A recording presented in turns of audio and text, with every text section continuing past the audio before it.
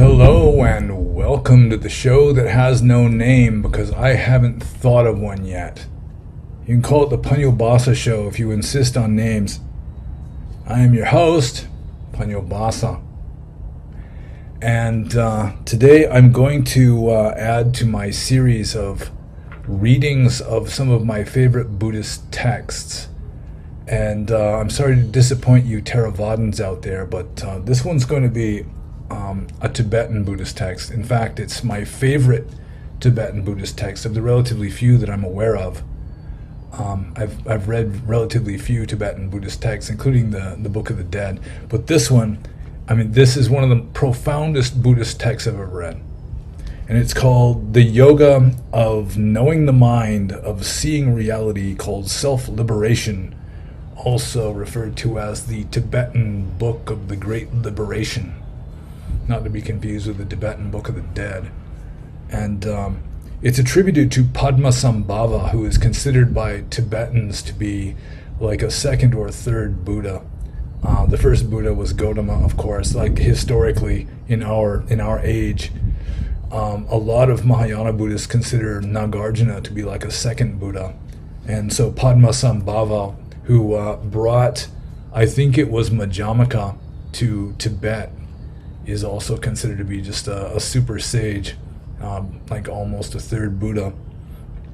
And this was translated by Lama Karma Sumdon Paul and Lama Lobzang Mingyur Dorje. And I have this little book that I've carried around with me for years and years, and I've written down some of my favorite texts in this book, and so I'm going to read from this. So, without further ado, well, heck with that. Let's have a little more ado.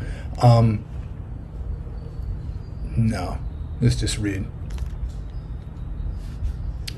To the divine ones, the Trikaya, who are the embodiment of the all-enlightened mind itself, obeisance.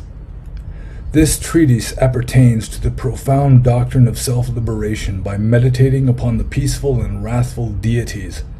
It expounds the yoga of knowing the mind, the seeing of reality, self-liberation. By this method, one's mind is understood.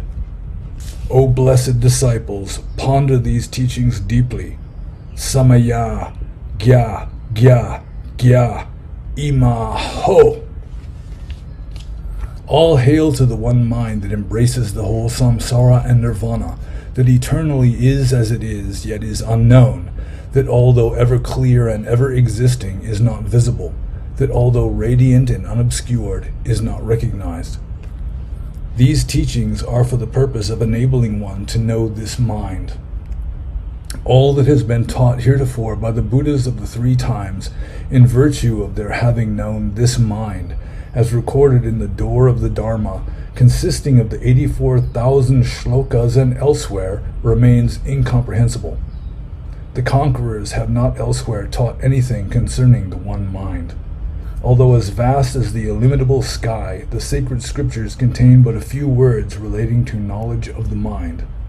This, the true explanation of these eternal teachings of the conquerors, constitutes the correct method of their practical application. Kye, kye, ho! Blessed disciples, hearken. Knowledge of that which is vulgarly called mind is widespread, inasmuch as the one mind is unknown or thought of erroneously, or known one-sidedly without being thoroughly known as it is. Desire for these teachings will be immeasurable. They will also be sought after by ordinary individuals who, not knowing the one mind, do not know themselves. They wander hither and thither in the three regions, and thus among the 6 classes of beings, suffering sorrow. Such is the result of their error of not having attained understanding of their mind. Because their suffering is in every way overpowering, even self-control is lacking to them. Thus, although one may wish to know the mind as it is, one fails. Others, in accordance with their own particular faith and practice, having become fettered by desires, cannot perceive the clear light. They are overwhelmed by suffering and are in darkness because of their suffering. Although the middle path contains the twofold truth, because of desires it finally becomes obscured. Desires likewise obscured Kriya Yoga and Seva Sadhana and even the greatest and sublimest states of mind. There being really no duality, pluralism is untrue. Until duality is transcended and at one-ment realized, enlightenment cannot be attained. The whole samsara and nirvana, as an inseparable unity, are one's mind. Owing to worldly beliefs, which he is free to accept or reject, man wanders in the samsara. Therefore, practicing the Dharma, freed from every attachment, grasp the whole essence of these teachings expounded in this yoga of self-liberation by knowing the mind in its real nature. The truths set forth herein are known as the great self-liberation, and in them culminates the doctrine of the great ultimate perfection. Samaya, Gya, Gya, Gya. That which is commonly called mind is of intuitive wisdom. Although the one mind is, it has no existence. Being the source of all the bliss of nirvana and of all the sorrow of the samsara, it is cherished like the 11 yanas. The various names given to it are innumerable. Some call it the mental self. Certain heretics call it the soul. By the Hinayanists, it is called the essentiality of doctrines. By the Yogacara, it is called wisdom. Some call it the means of attaining the other shore of wisdom. Some call it the Buddha essence. Some call it the great symbol, or Mahamudra. Some call it the soul seed. Some call it the potentiality of truth, or the Dharma Dhatu. Some call it the All Foundation. Other names in ordinary language are also given to it. If one knows how to apply in a threefold manner this knowing of the mind, all past knowledge lost to memory becomes perfectly clear, and also knowledge of the future thought of as unborn and unconceived. In the present, when the mind remains as it is naturally, it is ordinarily comprehended by its own time. When one seeks one's mind in its true state, it is found to be quite intelligible, although invisible. In its true state, mind is naked, immaculate, not made of anything, being of the voidness, clear, vacuous, without duality, transparent, timeless, uncompounded, unimpeded, colorless, not realizable as a separate thing, but as the unity of all things, yet not composed of them, of one taste, and transcendent over differentiation. Nor is one's own mind separable from other minds. To realize the quintessential being of the one mind is to realize the immutable at-one-ment of the Trikaya. The mind, being as the uncreated and of the voidness, the Dharmakaya, and as the vacuous and self-radiant, the Sambhogakaya, and as the unobscured, shining for all living creatures, the Nirmanakaya, is the primordial essence wherein its three divine aspects are one. If the yogic application of this wisdom be thorough, one will comprehend that which has just been set forth above. Mind in its true nature being non-created and self-radiant, how can one, without knowing the mind, assert that mind is created? There being in this yoga nothing objective upon which to meditate, how can one, without having ascertained the true nature of mind by meditation, assert that mind is created? Mind in its true state being reality, how can one, without having discovered one's own mind, assert that mind is created? Mind in its true state being undoubtedly ever existing, how can one, without having seen the mind face to face, assert that mind is created? The thinking principle being of the very essence of mind, how can one, without having sought and found it, assert that mind is created? Mind being transcendent over creation and thus partaking of the uncreated, how can one assert that mind is created? Mind being in its primordial, unmodified naturalness non-created, as it should be taken to be, and without form, how can one assert that it is created? Inasmuch as mind can also be taken to be devoid of quality, how can one venture to assert that it is created? The self-born, qualityless mind, being like the three voids, undifferentiated, unmodified, how can one assert that mind is created? Mind being without objectivity and causation, self-originated, self-born, how can one, without having endeavored to know mind, assert that mind is created? Inasmuch as divine wisdom dawns in accordance with its own time, and one is emancipated, how can opponents of these teachings assert that it is created? Mind being as it is, of this nature, and thus unknowable, how can one assert that it is created? The one mind being verily of the voidness, and without any foundation, one's mind is, likewise, as vacuous as the sky. To know whether this be so or not, look within thine own mind. Being of the voidness, and thus not to be conceived as having beginning or ending, self-born wisdom has in reality been shining forever, like the sun's essentiality, itself unborn. To know whether this be so or not, look within thine own mind.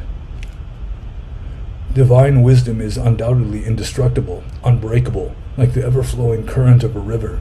To know whether this be so or not, look within thine own mind. Being merely a flux of instability like the air of the firmament, objective appearances are without power to fascinate and fetter. To know whether this be so or not, look within thine own mind. All appearances are verily one's own concepts, self-conceived in the mind, like reflections seen in a mirror. To know whether this be so or not, look within thine own mind. Arising of themselves and being naturally free like the clouds in the sky, all external appearances verily fade away into their own respective places. To know whether this be so or not, look within thine own mind. The Dharma being nowhere save in the mind, there is no other place of meditation than the mind. The Dharma being nowhere save in the mind, there is no other doctrine to be taught or practiced elsewhere. The Dharma being nowhere save in the mind, there is no other place of truth for the observance of a vow. The Dharma being nowhere save in the mind, there is no Dharma elsewhere whereby liberation may be attained. Again and again, look within thine own mind. When looking outwards into the vacuity of space, there is no place to be found where the mind is shining. When looking inwards into one's own mind in search of the shining, there is to be found no thing that shines. One's own mind is transparent, without quality. Being of the clear light of the voidness, one's own mind is of the Dharmakaya, and being void of quality, it is comparable to a cloudless sky. It is not a multiplicity, and is omniscient. Very great, indeed, is the difference between knowing and not knowing the import of these teachings. This self-originated clear light, eternally unborn, is a parentless babe of wisdom. Wondrous is this. Being non-created, it is natural wisdom. Wondrous is this. Not having known birth, it knows not death. Wondrous is this.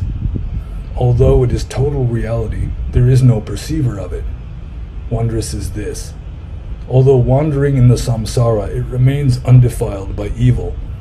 Wondrous is this. Although seeing the Buddha, it remains unallied to good. Wondrous is this. Although possessed by all beings, it is not recognized. Wondrous is this. Those not knowing the fruit of this yoga seek other fruit. Wondrous is this. Although the clear light of reality shines within one's own mind, the multitude look for it elsewhere. Wondrous is this. All hail to this wisdom here set forth concerning the invisible, immaculate mind. This teaching is the most excellent of teachings. This meditation, devoid of mental concentration, all-embracing, free from every imperfection, is the most excellent of meditations. This practice concerning the uncreated state, when rightly comprehended, is the most excellent of practices. This fruit of the yoga of the eternally unsought, naturally produced, is the most excellent of fruits. Herewith we have accurately revealed the fourfold great path. This teaching without error, this great path, is of the clear wisdom here set forth, which, being clear and unerring, is called the path.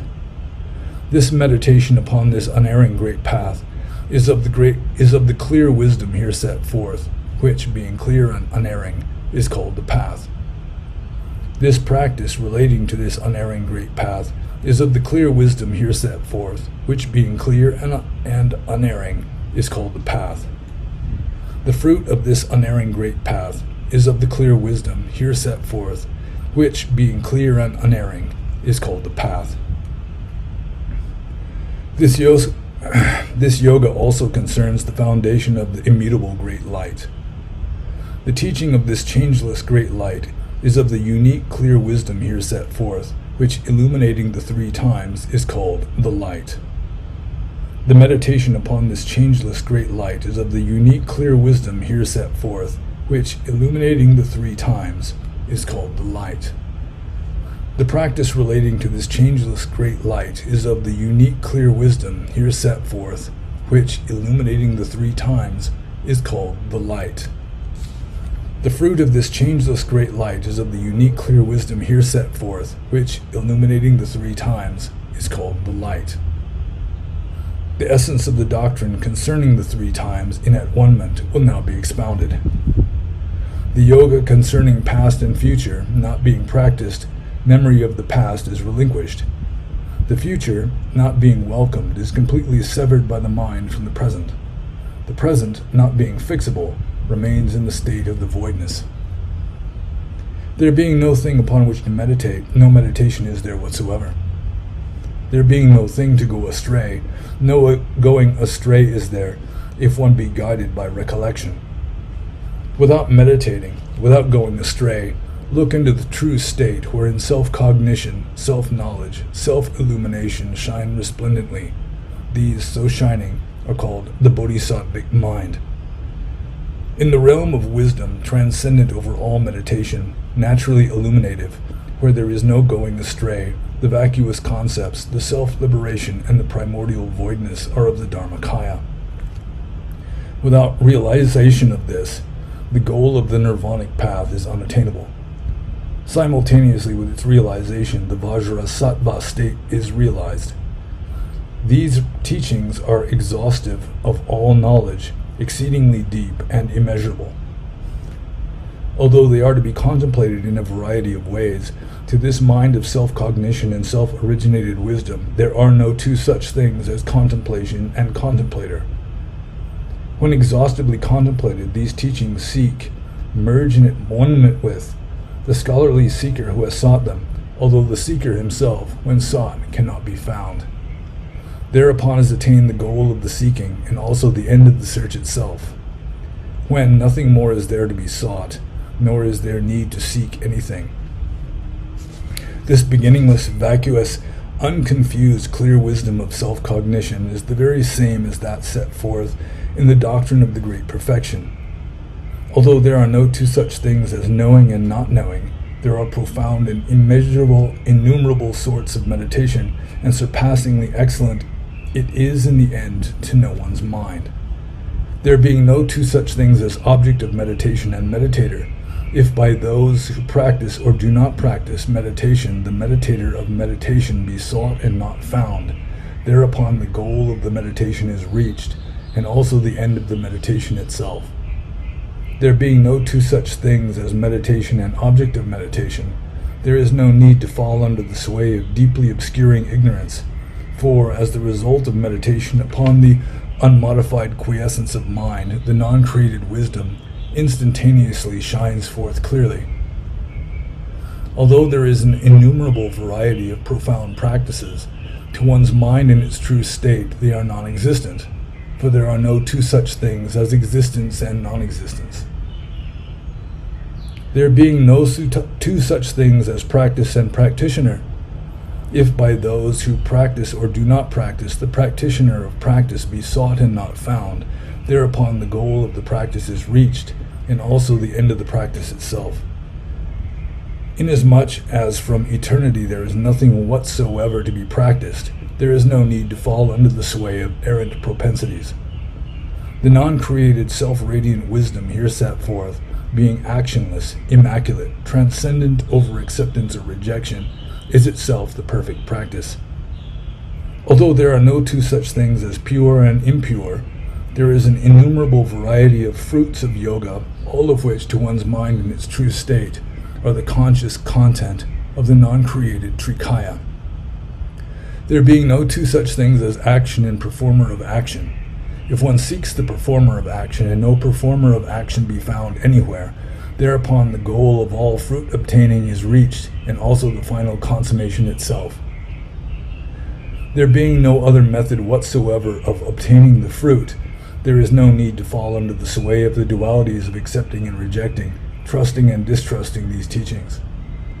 Realization of the self-radiant and self-born wisdom as the manifestation of the Trikaya in the self-recognizing mind is the very fruit of attaining the perfect nirvana.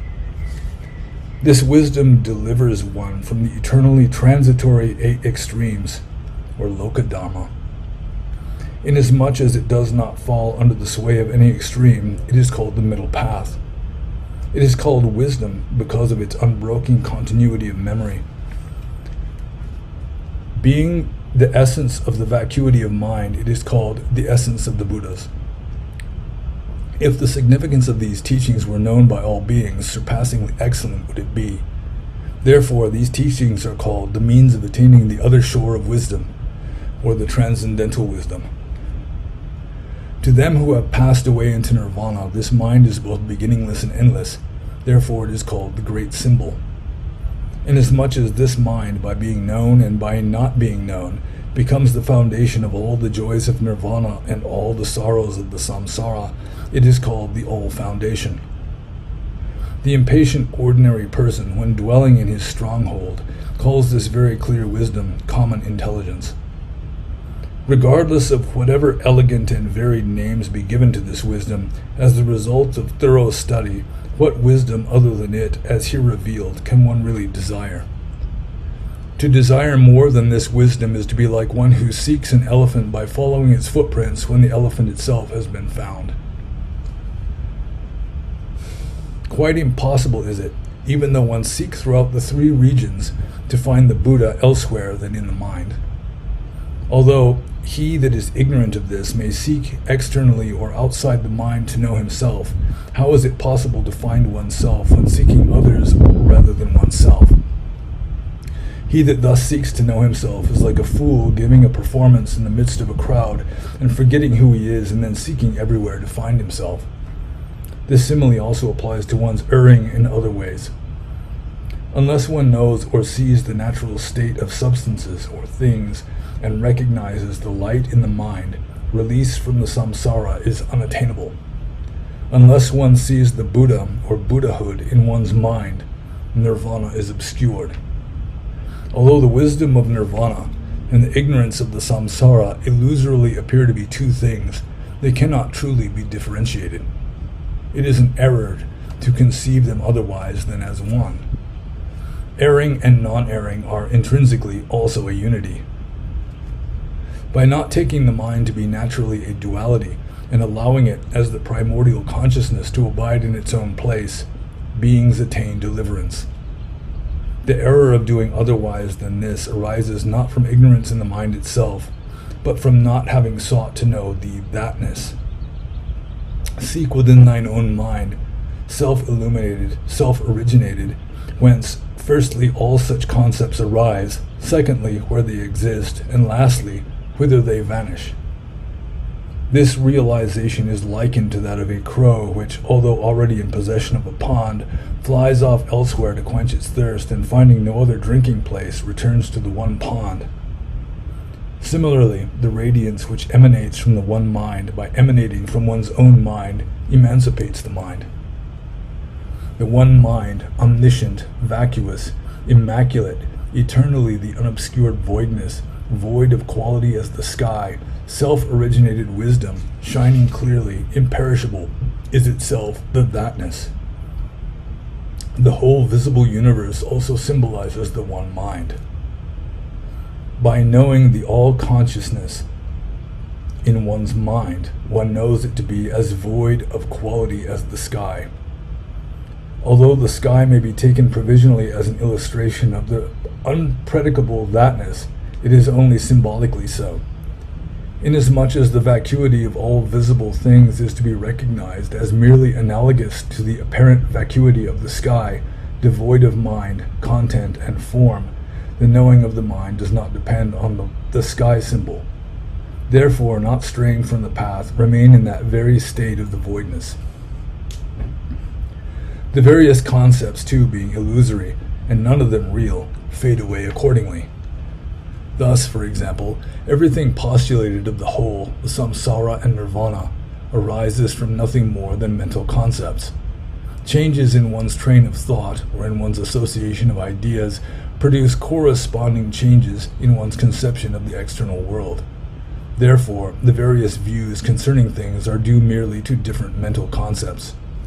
The 6 classes of beings respectively conceive ideas in different ways. The unenlightened externally see the external transitory dually. The various doctrines are seen in accordance with one's own mental concepts. As a thing is viewed, so it appears. To see things as a multiplicity, and so to cleave unto separateness, is to err. Now follows the yoga of knowing all mental concepts. The seeing of the radiance of this wisdom or mind, which shines without being perceived, is Buddhahood. Mistake not, by not controlling one's thoughts, one errs. By controlling and understanding the thought process in one's mind, emancipation is attained automatically. In general, all things mentally perceived are concepts.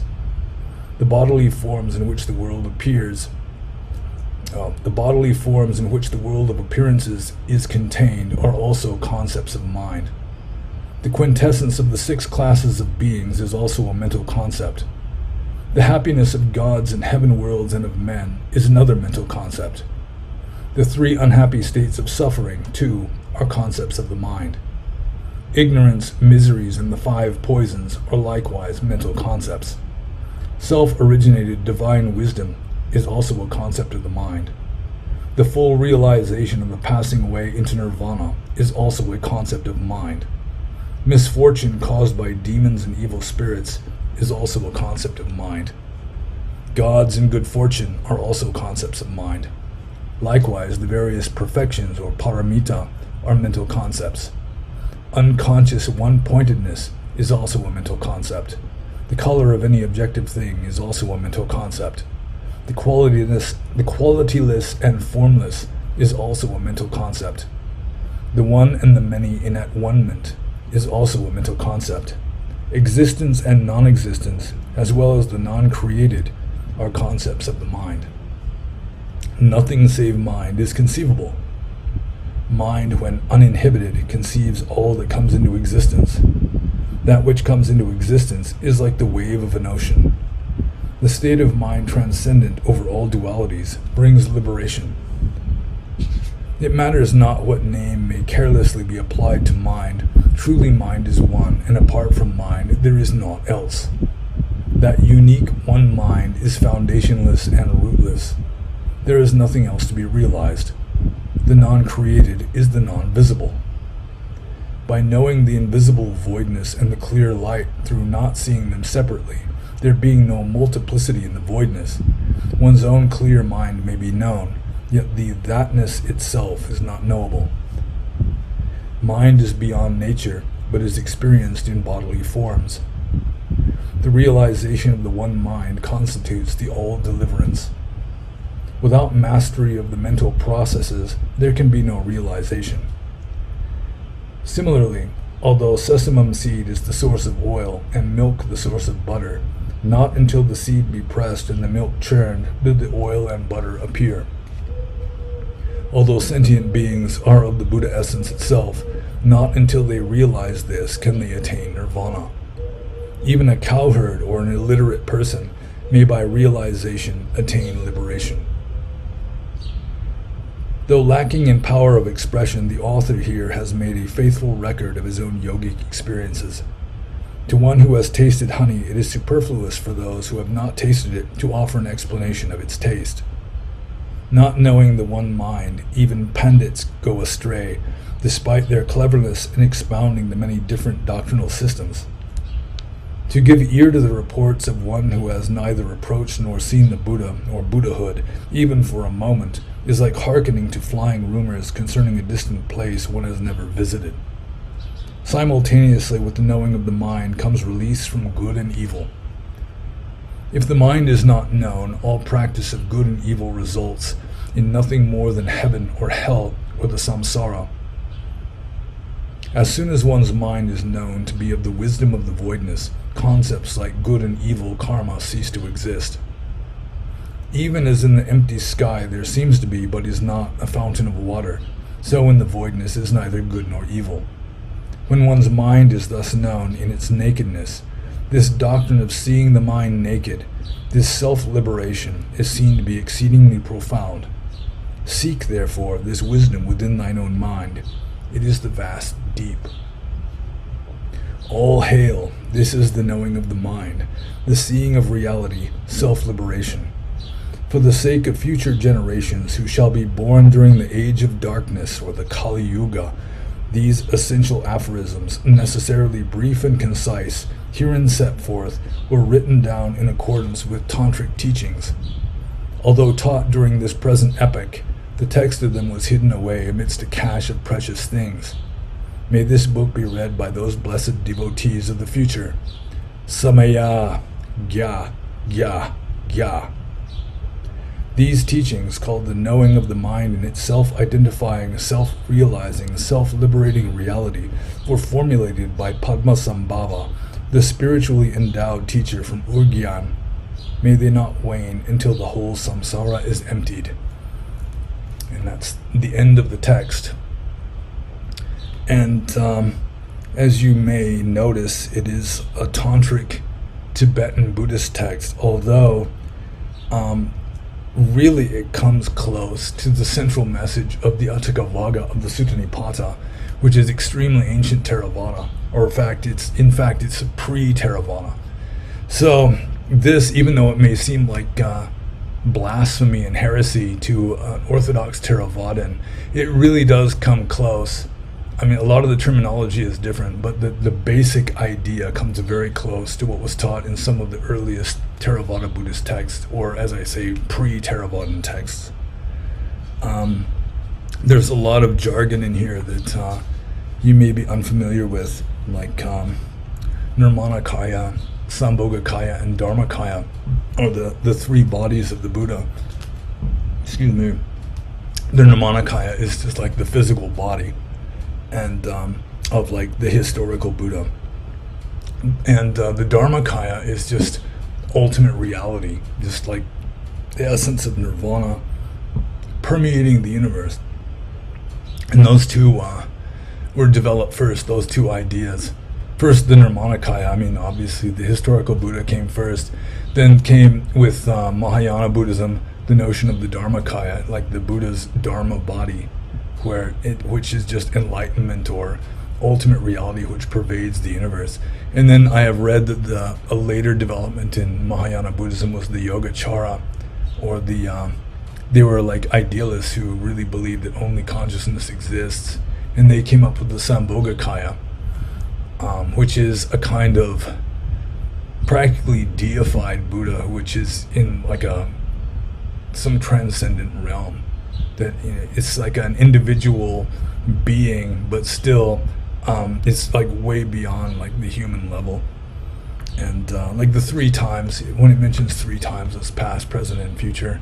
The three realms is the Kamaloka, which is like from hell up to like the highest Deva realm, which is where Mara lives. And then above that is the Rupa Loka, which is where the Brahmas that still have bodies live. And above that is the Arupa Loka, where it's just Brahmas that are so advanced that they don't even have a physical body anymore. They're formless, just essentially mind. And so, I mean, it's not important to understand all the words, but just to get the gist of it, just kind of let it soak in a little, let it permeate into your subconscious mind, because that's really where the most important teachings have to take root. And as I say, this is one of my favorite Buddhist texts, even though it's damnable heresy from an Orthodox Theravadan point of view, but it is very profound in my opinion. And it is my favorite Buddhist text, so I thought I'd share it with you. And I think that's enough. So be happy.